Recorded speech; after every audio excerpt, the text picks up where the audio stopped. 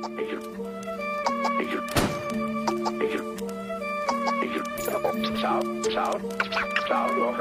even under the covers of it.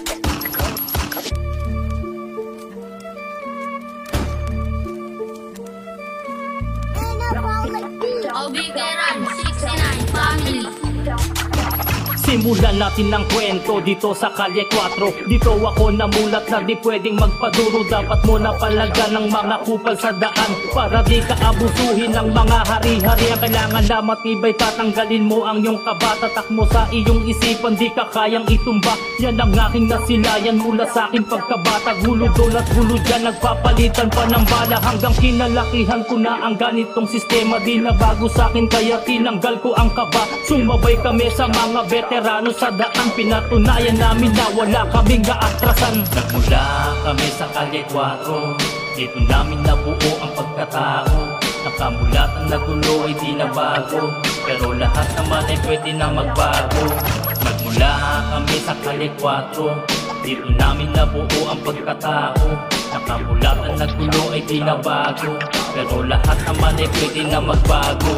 Pero ngayon binago na sa amin ang kalakaran. Dati mahilig sa gulo, ngayon ay kapayapaan. Inalis lahat ng galit sa aming mga isipan. Binaba ang banderang bawat isang koponan. Nagkasundo na itigil na ang pagbabangayan. Mas mainam na ganito para walang karahasan na maranasan ng mga susunod na henerasyon. Gawin natin to na aral at magsilbi na leksyon na walang mapapala pag pinairal mo ang galit. Isang tabi mo na lang yan, huwag ka nang magtanong kung bakit. Isipin mo na lang palagi magkakaisa, para panatag na lang palagi para di na gumulo pa. Nagmula kami sa Kalye 4. Dito namin nabuo ang pagkatao. Nakamulat ang nagulo ay di na bago, pero lahat naman ay pwede na magbago. Nagmula kami sa Kalye 4. Dito namin nabuo ang pagkatao. Nakamulat ang nagulo ay di na bago, pero lahat naman ay pwede na magbago. Nagmula kami sa Kalye 4. Dito namin nabuo ang pagkatao.